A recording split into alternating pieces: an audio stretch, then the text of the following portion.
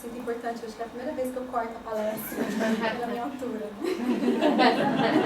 Eu não tenho esse privilégio sempre. Que a paz de Jesus possa nos abençoar e envolver os corações. Nesse tema um pouco profundo e complexo de ser abordado. Também sai da deixa do estudo que nós estamos fazendo do Livro dos Espíritos, da Lei de Conservação, que o tema é necessidades essenciais. E nesse tema de necessidades essenciais, as primeiras perguntas, ou pergunta que pode nos vir à mente, é se na realidade temos necessidade de algo. E se temos necessidade, é do quê? Aí a gente pode ficar, se encontrar assim, ou se sentir assim, ou talvez assim, por não reconhecermos na realidade, ou não termos o conhecimento das nossas necessidades. É algo às vezes estranho para nós, não refletirmos e pensarmos acerca disso.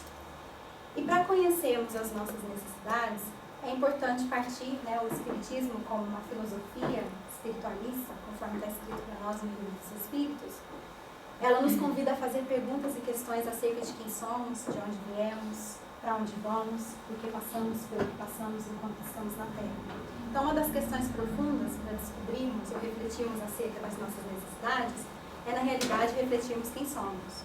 Porque quem somos vai ditar, na realidade, o que realmente necessitamos, ou o que necessitamos em essência, muito mais do que achamos que somos. Né? E podemos pensar, às vezes, que somos diferentes do que na realidade somos. Ter visões de nós, às vezes, overestimating, às vezes um pouco ambiciosas, ou visões de nós um pouco distorcidas. E a doutrina espírita, então, nos convida a refletir sobre nós como espíritos imortais, portadores de necessidades humanas. Nós vamos trazer aqui um triângulo que muitos de nós já conhecemos. Nós já passamos por universidades ou cursos onde nós refletimos sobre o que nos apresenta Abraham Maslow, que foi um psicólogo americano, humanista, que trouxe a ideia para nós da hierarquia das necessidades. Ele nos diz que, como seres humanos, todos nós trazemos necessidades diferentes, começando pelas básicas que ele coloca na base da pirâmide, encontradas aqui.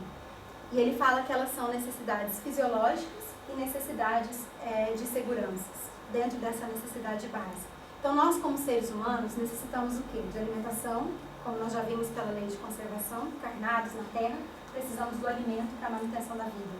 Precisamos de nos vestir, protegido das intempéries do ambiente da qual nos encontramos, seja frio, seja calor, e também o nosso pudor. Precisamos de repouso, nós aprendemos, está lá dentro das leis naturais também, na lei do trabalho, existe o repouso. É a nossa compreensão do que vem a ser esse repouso, mas de uma maneira geral necessitamos de um período na qual as nossas forças são recompostas do trabalho que nós fazemos. E necessitamos de moradia. Nem sempre temos todos esses recursos disponíveis nessa pirâmide, mas elas retratam necessidades humanas. E ali passamos da segurança, que não somente fala segurança no sentido psicológico do termo, mas fala da segurança social, para que exista ordem numa cidade, numa nação, numa localidade é necessário que exista polícia, nós temos locais onde nós moramos e nos sentimos seguros, também a segurança de emprego, de recursos de moralidade, de família, saúde e da propriedade. Essas seriam as necessidades básicas abordadas por Maslow. E ele diz que uma vez que nós conquistamos essas necessidades fisiológicas e de segurança, nós, como algo inato em nós, vamos buscar outras.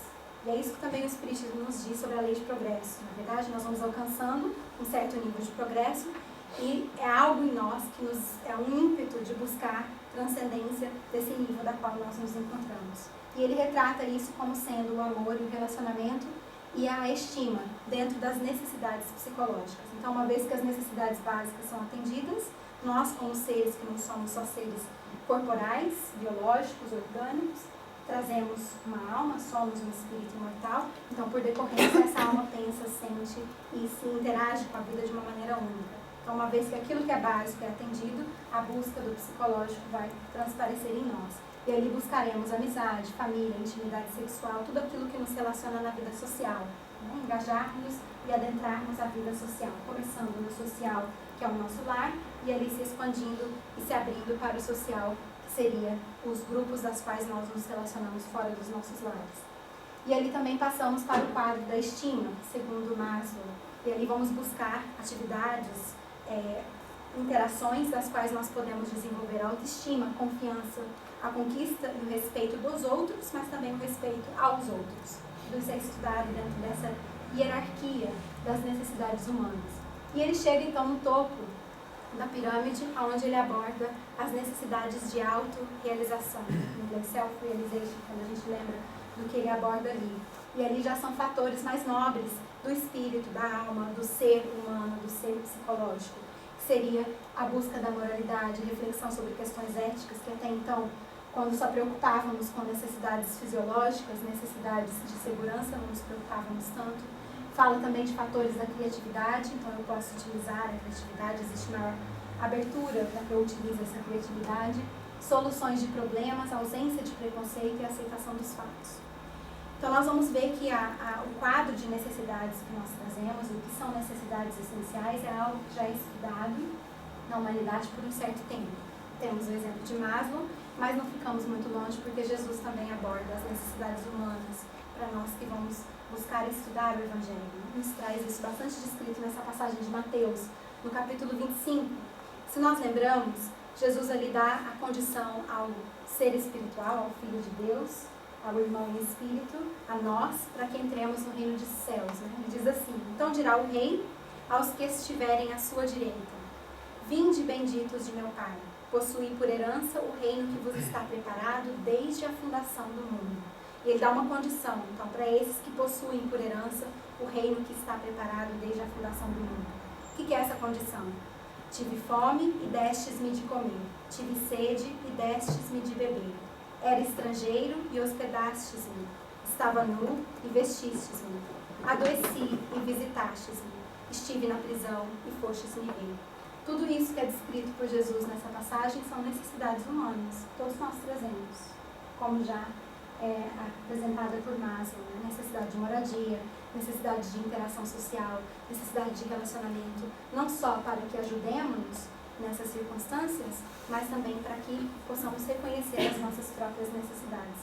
É óbvio que Jesus não fala somente sobre as necessidades fisiológicas e imediatas de sermos humanos na Terra. Tudo que está incluído aqui necessita e requer de nós um certo avanço emocional, psicológico e espiritual para que possamos fazer. Senão nós ficamos sentados no quentinho da nossa casa, sem nos importarmos com essas necessidades humanas que são características de cada um de nós em diferentes experiências das quais nós transitamos e passamos. Então a gente vê de um extremo ao outro, né, 2000 anos atrás, Jesus já falando para nós sobre as necessidades humanas. Vemos os psicólogos mais recentes, humanistas, também agora os transpessoais, tratando dessas necessidades. Ainda assim não responde para nós, né, quais seriam essas necessidades essenciais. Eu tenho para mim que não vai existir um livro que vai dizer exatamente de A a B quais são as necessidades essenciais. Porque o Espiritismo nos apresenta a ideia de que somos realmente seres únicos e cabe a cada um de nós estar buscando, em essência, o que significam essas necessidades para nós. E ali vamos buscar o auxílio do professor Herculano Pires, no livro Sentido da Vida. É um livro fininho, mas tem bastante informação e conhecimento para nós acerca do que a doutrina espírita nos apresenta como sendo sentido para nós de estarmos na Terra, qual o objetivo de estarmos aqui. Porque esse objetivo vai estar vinculado às necessidades que realmente trazemos em essência, não aquelas que às vezes fictícias criamos temporariamente devido à nossa ignorância. E ele faz um contexto da nossa vida atual, da nossa vida moderna. Ele diz que o fardo da existência torna-se demasiado pesado para a criatura humana quando, vencendo os primeiros anos de ilusão e de fácil entusiasmo, ela se encontra envolvida na dura e monótona rotina cotidiana. Isso aqui de certo não é para muitos de nós. Já estamos num processo de espiritualização. Aqueles de nós que estamos lidando com a rotina, com a vida moderna, podemos nos conectar mais com essa mensagem. Os dias e as noites se tornam iguais, ou variam muito pouco e não raro da pior maneira. Sobrevém para o homem o cansaço das obrigações que o escravizam, o perigo constante da doença, do desemprego, dos acidentes e da morte, para ele mesmo e para o que lhe são mais caros, a incerteza dos dias futuros e a angústia das dificuldades financeiras. Muitas vezes distraídos com tudo isso, preocupados com tudo isso, não refletimos na realidade, quais são as nossas necessidades essenciais. Na verdade, isso aqui às vezes toma conta bastante do nosso psiquismo e do espaço mental que nós ocupamos. Mas vem a doutrina espírita nos auxiliar, que muitas das vezes, para lidar com tudo isso que é apresentado, faz parte da nossa vida moderna, para que aprendamos a desenvolver e desdobrar valores que trazemos em potencial, nós criamos alguns sistemas de vida. Algum deles nós já trouxemos em outras palestras que fizemos, também desse livro, O Sentido da Vida, onde Herculano Pires vai falar de sistemas que criamos na nossa sociedade, mas também a nível individual, né? Como o sistema materialista, o sistema otimista, onde achamos que não vemos na realidade, lidamos com a realidade de uma maneira bastante ingênua, não percebemos os processos dificultosos que trazemos, os sistemas também das quais achamos que estamos na Terra para pagar ou por processos kármicos e que a existência é um mar de sofrimentos. São vários sistemas psicológicos que nós podemos estar trazendo e vivendo a nível dos nossos pensamentos. E ele fala então que numerosos livros foram escritos, milhares de conferências são diariamente pronunciadas no intuito de tornar suportável a existência para todos, aplainando o escarpado caminho dos desiludidos e descrentes. E a gente vê vários recursos, livros de autoajuda sendo escritos e postos à disposição da população indiscriminadamente, muitos com propostas que às vezes não nos conduzem à real libertação espiritual para nós. E ali nós vemos que são sistemas introduzidos, muitas das vezes distantes da nossa natureza de seres imortais, distantes da nossa própria espiritualidade, que podemos abraçar consciente ou inconscientemente. E ali então nós voltamos ao livro dos Espíritos, que nos faz questionar bastante sobre as nossas necessidades, sobre as questões que nós já estudamos recentemente, como essa da 714. O que se deve pensar do homem, quer dizer, nós, espíritos encarnados, que procura nos excessos de todo gênero o requinte dos gozos. Os espíritos nos respondem: pobre criatura, mais digna é de lástima que de inveja, pois bem perto está da morte.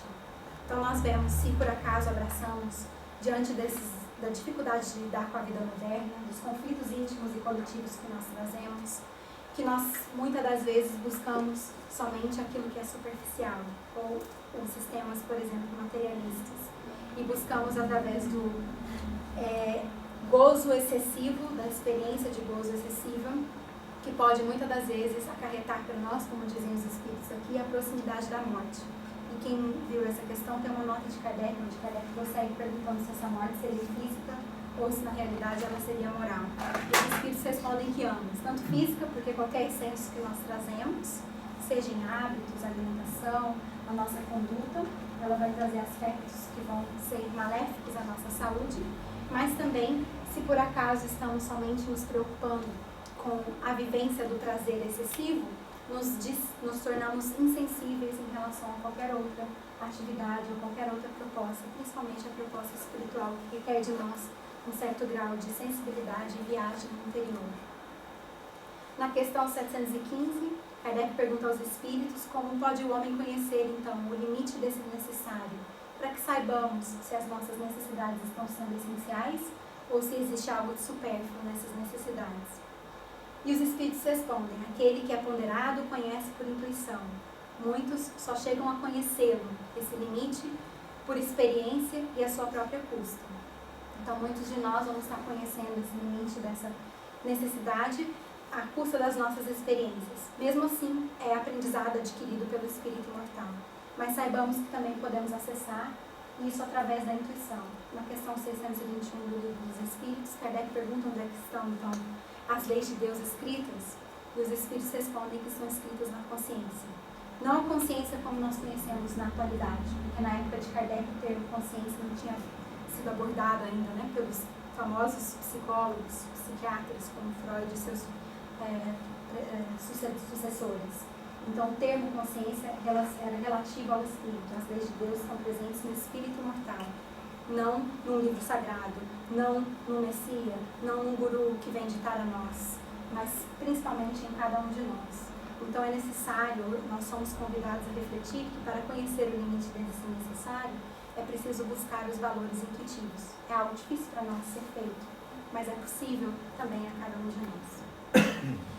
O professor Herculano, então, como diz o Emmanuel, né, o metro que melhor mediu Kardec, pela análise racional e coerente que fez das obras de Kardec, nos traz a proposta que o Espiritismo nos apresenta.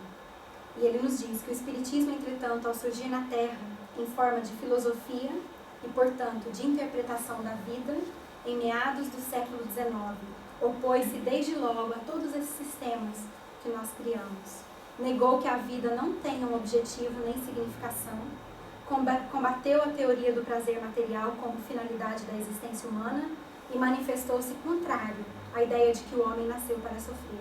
Então, 3 aspectos que o Espiritismo nos esclarece ali. O primeiro é que a vida, sim, tem um sentido existencial para cada um de nós. Não é ao acaso e não é por acaso que nos encontramos aqui, da maneira da qual nos encontramos, com os conflitos e conquistas que nós já trazemos. Existe um objetivo, e esse objetivo nós vamos estar vendo um pouco mais para frente. Ele combateu, então, o livro dos Espíritos, os Espíritos que são responsáveis pela codificação, combateram a teoria do prazer material como finalidade da existência. Tanto é que Kardec aborda bastante, né, qual é o nosso direito do usufruto dos gozos da terra. E nós temos sim o direito de usufruir deles, mas não é o objetivo pela qual nos encontramos na terra o usufruto e o prazer desses gozos materiais. Isso não é a finalidade para que estamos aqui, muito menos para sofrer. Então existe um propósito mais profundo acerca de estarmos na terra e desses objetivos aos quais estamos aqui para fazer. E segundo o professor Herculano, esse objetivo, na realidade, é a evolução. O Espiritismo renovou fundamentalmente a concepção humana da vida e do mundo, ensinando ao homem que ele não nasceu para gozar nem para sofrer, mas apenas para evoluir, para progredir, como tudo evolui e progride ao nosso redor, na natureza e na própria sociedade. E a gente vê isso através da análise que Kardec faz, interagindo com o meio, observando a natureza, observando a manifestação espiritual, observando as relações sociais. Ele consegue então perceber que existe um elo. Os Espíritos nos dizem, tudo está ligado nas leis naturais. Existe um elo que nos intercala num processo evolutivo, da qual ele observa e com também a confirmação dos Espíritos nos traz, que estamos dentro de um processo de evolução. E quando percebemos isso, as nossas necessidades vão se modificar. Ou as nossas questões acerca daquilo que nós consideramos necessitar vão modificar também. Passamos então a questionar se aquilo que nós realmente necessitamos, se aquilo que nós queremos, contribui para a nossa evolução. Isso representa evolução para nós? E ali vamos estar refletindo mais acerca daquilo que escolhemos. E o célebre escritor inglês, né, um dos maiores escritores da língua inglesa, William Shakespeare, nos traz essa frase então. Sofremos demais pelo pouco que nos falta e alegramos-nos pouco pelo muito que temos. Por que será que isso acontece? É como se existisse uma inversão de valores para nós, onde não reconhecemos as oportunidades e potencialidades que temos e não reclamamos daquelas que por acaso não temos, o vizinho tem, o amigo tem, a pessoa que senta do meu lado tem, ou que trabalha comigo também tem. E ali vamos buscar ajuda então de Hamed, que nessa obra, que eu acho belíssimo, um modo de entender uma nova forma de viver, fala bastante do nosso relacionamento com as necessidades e fala de um termo que foi abordado na leitura inicial de abertura de hoje, que é da simplicidade, de uma maneira da qual eu não conhecia antes. Né? E ele diz que aquele que ignora o seu nível de necessidade legítimo, posso falar de mim, determinado por sua realidade profunda, vive sobrecarregado pelo peso da repressão sociocultural, se distancia da simplicidade, perde a própria identidade. Então, se eu não conheço qual é a minha necessidade legítima, a minha necessidade essencial, eu sou bastante aberta, influenciada por processos coletivos. E ali eu sinto a força e a pressão da repressão sociocultural, imposta por vários sistemas que nós temos na sociedade, né? Seja os próprios lares das quais nós estamos inseridos, no nosso sistema de trabalho, sistema cultural, político, religioso, quando eu não construo fatores e referências pessoais, referências de mim como espírito imortal, e não conheço essa necessidade legítima, eu estou bastante vulnerável a isso. Eu me distancio da simplicidade, as coisas na minha vida tornam-se bastante complexas, e eu perco a própria identidade. Então, a proposta do Espiritismo é para que nós busquemos a nossa própria identidade através do autoconhecimento. Né? Lembramos da questão 919 do Livro dos Espíritos, onde Santo Agostinho nos ensina, nos lembra de um grande sábio da humanidade, que ele faz referência a Sócrates, que já nos disse que a melhor metodologia para nós é conhecermos a nós mesmos. Ali vamos nos libertar dos valores coletivos e buscar a nossa própria cor, a nossa própria manifestação como espíritos imortais. Um processo gradual para todos nós. Então, voltando a Hamed, nessa mesma obra, quando ele fala sobre a simplicidade, ele nos diz que a simplicidade, para nós, quando a interpretamos e a vivemos, ela está bastante, às vezes, associada à pobreza. Né? Nós dizemos que as pessoas simples são aquelas que são desprovidas de valores materiais. Quando, na realidade, podemos encontrar ou podemos ser nós nas situações desprovidas de valores materiais, mas bastante complexos na nossa vivência íntima, que não refere à simplicidade. Ele também faz outra associação à pobreza, como sendo falta de valores, sejam morais, espirituais, intelectuais, que nós também trazemos, não somente a pobreza material. Muitas das vezes podemos perceber que se nós não obtemos ou não temos as coisas, isso para nós é mais dolorido do que aquele que tem usufrui disso. Então isso mostra que não é somente, a simplicidade não estaria somente associada à pobreza. Ele nos lembra que quando nós nos livramos de tudo que é inútil e secundário, passamos a tomar consciência daquilo que verdadeiramente temos e do que precisamos. Mas como é que nós vamos fazer então para nos livrarmos de tudo que é inútil e secundário se eu não sei aquilo que é essencial para mim? Então é um exercício que a gente vai fazer. Se eu tenho 5 de alguma coisa, será que eu consigo fazer com 2?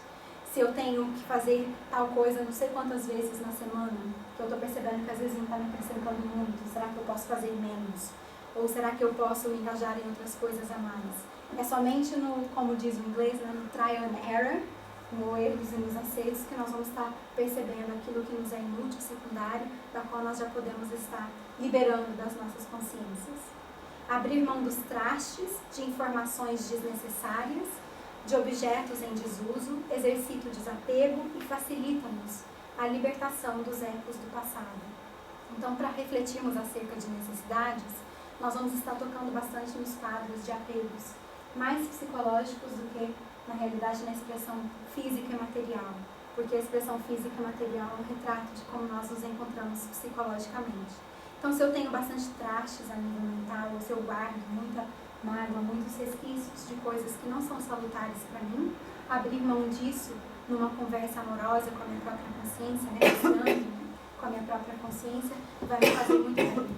Informações que não são necessárias, objetos também das quais eu posso me libertar, e isso também me ajuda a libertar desses ecos do passado, quer dizer, comportamentos que eu já cultivei no passado, condicionamentos que eu trago do meu passado, que eu gostaria de estar liberta.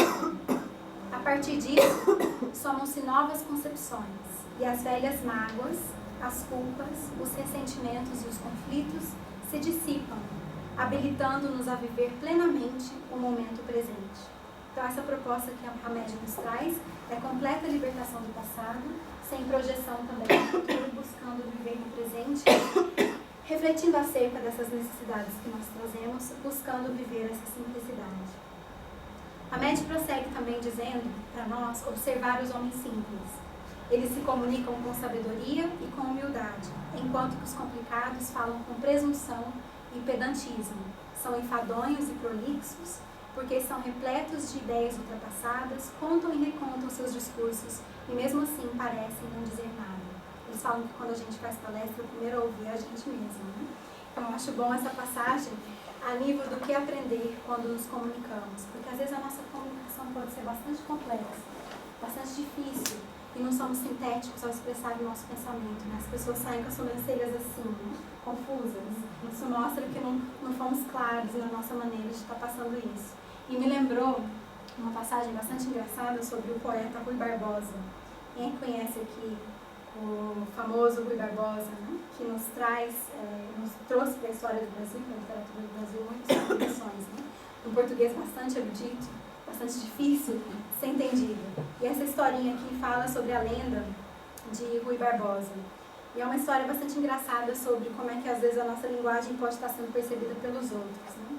Então diz a lenda que Rui Barbosa, ao chegar em casa, ouviu um barulho estranho vindo do seu quintal. Chegando lá, constatou haver um ladrão tentando levar os seus patos de criação. aproximou-se vagarosamente do indivíduo e, surpreendendo ao tentar pular o muro com seus amados patos, disse ao ladrão: "Ó, bucéfalonácrono, não o interpelo pelo valor intrínseco dos bípedes palmípedes, mas sim pelo ato vil e sorrateiro de profanares o recôndito da minha habitação, levando os meus ovíparos à sorrelfa e à solcalpa. Se fazes isso por necessidade, não transijo. Mas se é para zombares da minha elevada prosopopédia de cidadão digno e honrado, dar-te-ei com a minha bengala fosfórica, bem no alto da tua sinagoga. E o farei com tal ímpeto, que eu te reduzirei à 50ª potência que o vulgo denomina nada." E o ladrão, confuso, olhou para ele e disse assim: "Doutor, eu levo ou eu deixo os pais?" Então ali nós percebemos e refletimos como é que será que está a nossa linguagem quando nós conversamos. Está simples ou está complexo? Algo a ser pensado para nós.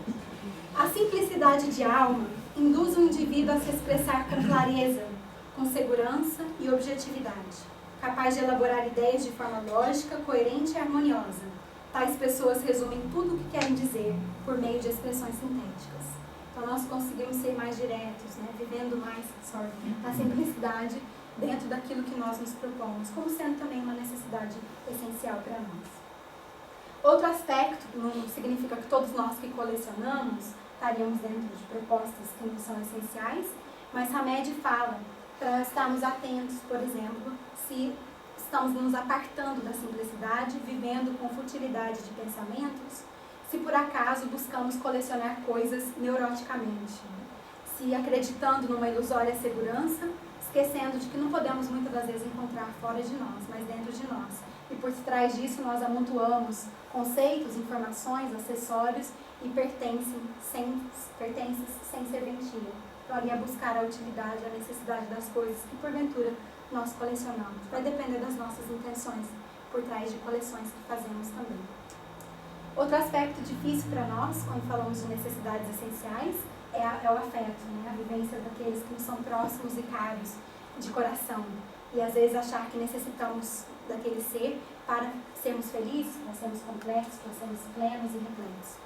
Então, uma frase do Pequeno Príncipe que eu gosto bastante, né, de Saint-Exupéry, que ele diz assim: "Aqueles que passam por nós não vão sós, não nos deixam sós, deixam um pouco de si e levam um pouco de nós." E para mim ajuda bastante ouvir essa frase quando por acaso eu me sinto muito presa a uma pessoa, quando eu quero prender alguém próximo de mim. É uma reflexão que nós fazemos para sermos gratos pelos momentos e as marcas que os seres deixam em nós e também que nós deixamos nos outros, né? Marcas que nós falamos são lembranças, experiências, momentos felizes, momentos especiais que ficam marcados para nós. Essa é a busca da qual nós estamos almejando, que é libertarmos uns aos outros enquanto buscamos sinceramente o amor que liberta. E ali lembramos que se por acaso refletimos acerca de necessidades essenciais, Kardec nos traz algumas sugestões numa nota que ele apresenta na questão 918, quando ele fala dos caracteres do homem de bem. É o que devemos buscar se queremos alcançar a evolução espiritual, se queremos alcançar o estado de seres mais felizes e plenos. E é aquilo que nós podemos estar exercitando no aqui e agora, sem nenhuma pretensão de querer já alcançar tudo isso numa só encarnação. Isso é uma possibilidade, um roteiro seguro para nós, porque nos é trazido pelos benfeitores da humanidade. E ele fala, então, alguns caracteres do homem de bem. Ele pratica a lei de amor, justiça e caridade. Eu estou resumindo as linhas, tá? É uma nota bastante longa. Nós convidamos aqueles que querem se aprofundar no que Kardec nos traz. Ele interroga a sua consciência, bom, humano e benevolente, trata os bens, das quais bens materiais, como depósito divino para a função do bem, trata aqueles sob sua dependência com bondade e benevolência, lembrando que os mais fortes protegem os mais fracos, indulgente para com as fraquezas alheias, bem como gostaria de que os outros fossem indulgentes para com as suas próprias fraquezas. Utiliza-se do perdão, bem como gostaria de ser perdoado nas suas fraquezas. Respeita aos semelhantes, assim como gostaria de ser respeitado. Eu sei que é uma lista bastante profunda para todos nós. Não nos sintamos pressionados, porque essa não é a intenção. A intenção é nos sentirmos motivados. E é um trabalho para toda a eternidade para nós, né? Começando desde já, quando nos conscientizamos disso. Então nós vamos trazer um poeminha rapidinho, pequeno, daquele que é conhecido no Brasil como o poeta da simplicidade, né? O Gaúcho Mário Quintana. Ele nos diz assim: se as coisas são inatingíveis, ora, não é motivo para não querê-las. Que tristes os caminhos, se não for a presença distante das estrelas. Muita paz a todos.